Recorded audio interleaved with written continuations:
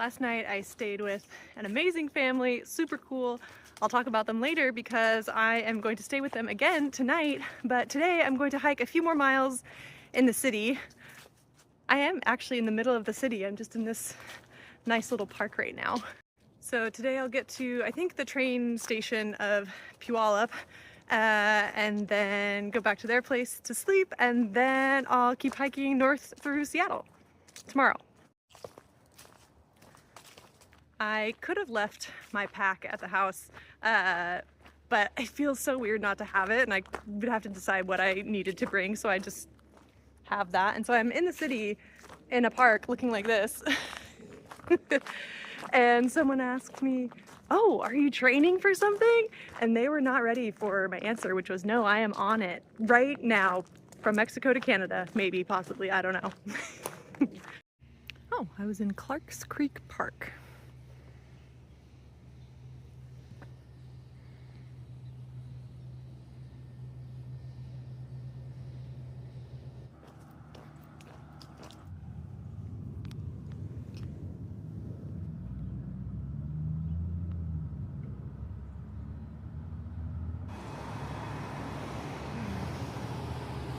I feel like these are called monkey trees or something.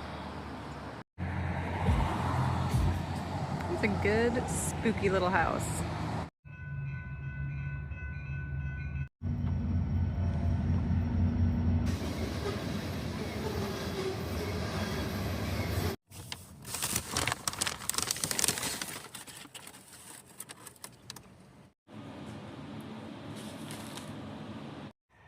I will add this back in later. The person that I got a hitch from a few days ago, I stayed with his family on their homestead, and I got to hang out with his fiance, and she gave me a full tour of everything that they were doing on the homestead. It's so cool. And met their dog, who did not like me at first, but I was eventually entrusted with belly rubs.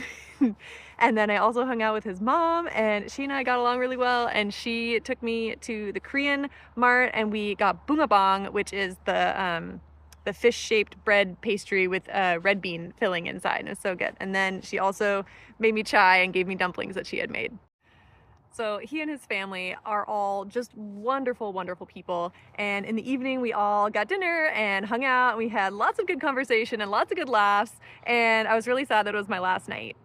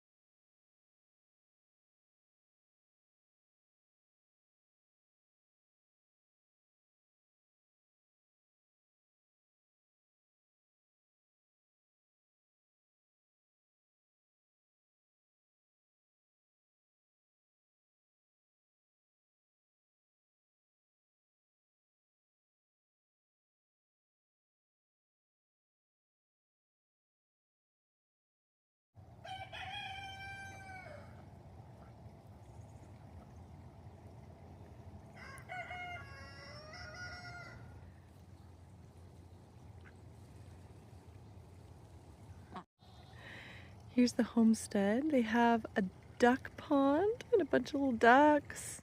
They've got chickens. And of course it's winter, so a lot of stuff is done for the season, but they were growing all sorts of vegetables and sweet potatoes and apples and peppers and herbs, everything. And they've got a greenhouse. And whenever they have surplus food, they share it with everyone in their community. Like if they have a whole bunch of zucchini or something. And then, I think, oh, are these apple trees? They just did apple cider. So a bunch of people came over and they all pressed the apples to make cider. And here's some of the garden that has already been put to bed for the winter, and it will be ready for planting again in the spring. So I just thought their homestead was so cool, and I am so glad that they invited me to stay for a couple nights. I think it was really wonderful to see people truly building community and living together. Because on the homestead, everyone has their own private place where they go to, where they can have some alone time. But then they all come together and work together as a community. And they can do things that for one person alone would be really difficult and take a really long time. But when you have everyone working together, it goes by super fast. Like pulling in a bigger harvest, or canning a lot of food, or building some infrastructure on the property that is needed, like a new greenhouse or a new garden. And they can also invest in more expensive items as shared resources. For example, a freeze dryer is super expensive, way more expensive than a dehydrator, which is different and still expensive but more affordable. And if you've got a whole bunch of people together, it might actually make sense for you guys to have a freeze dryer. And these are just a lot of the practical benefits of living communally, but I think there's also a lot of social benefits that come from having community based around activities that benefit the community, if that makes sense. So I feel like a lot of times when we are socializing and hanging out with people, it's centered around entertainment of some sort. So you're getting together to watch a movie or go to a new restaurant, or I don't know, something entertainment based, which is great. That's fun. But I think in the past we had a lot more of our social gatherings were centered around everyone coming together and doing something that would benefit the community. And of course, modern Western societies highly prioritize independence and self-sufficiency, which I think are fabulous skills and very important.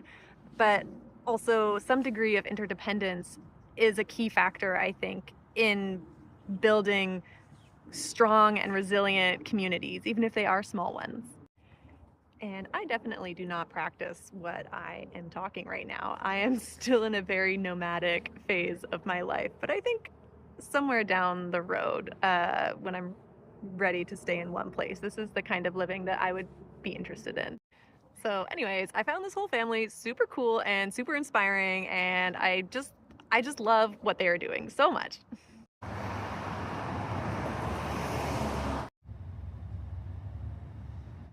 I took a bus. I'm back at the Puyallup train station, and now I'm going to hike north from Puyallup.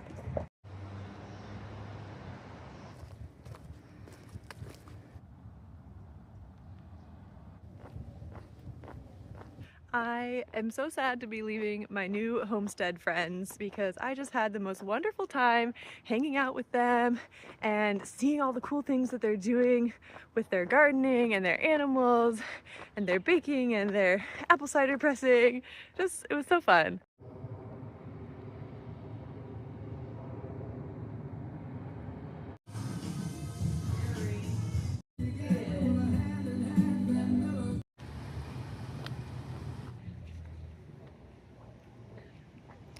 Also, they were so cute at the Dairy Queen. They were so excited that I had come from Mexico.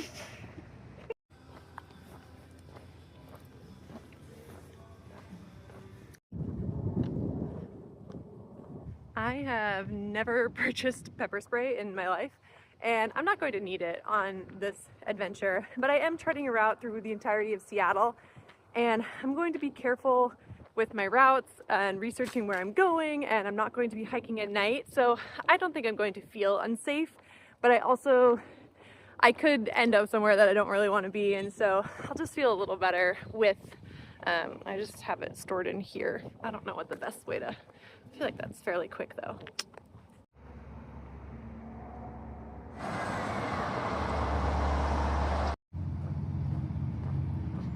I just realized that there's a bonsai garden, but it closes in 35 minutes. I'm walking through this corporate park or whatever it is. Hopefully I'll have enough time to see the plants.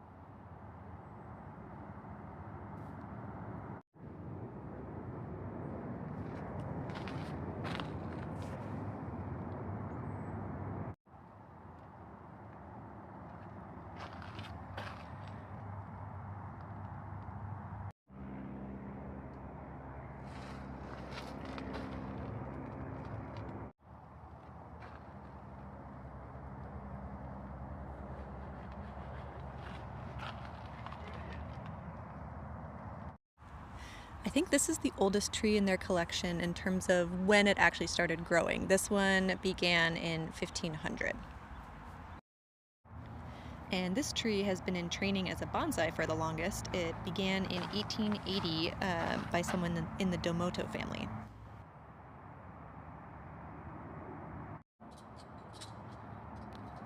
This one, I think you can see how they train them.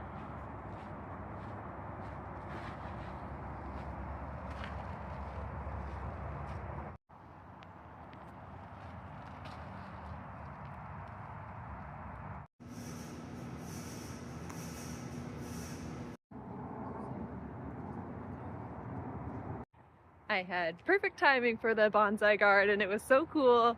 And one of the staff recognized me as a thru-hiker. That doesn't happen very often because I'm in the middle of the city, so most people don't expect that or don't know, but they had a friend who had just finished the PCT this year. And they said they recognized me because I had the Garmin and the PCT tag and a Talenti jar and smart water bottles. I have a lot of the classic markings of an ultralight thru-hiker.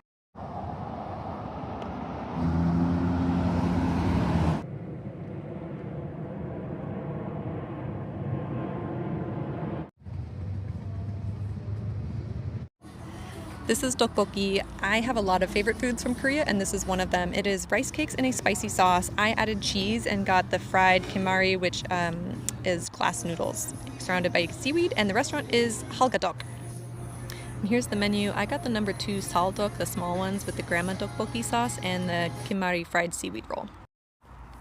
Also, I've tried a lot of tteokbokki in the US, and this is the best one I've found in the United States.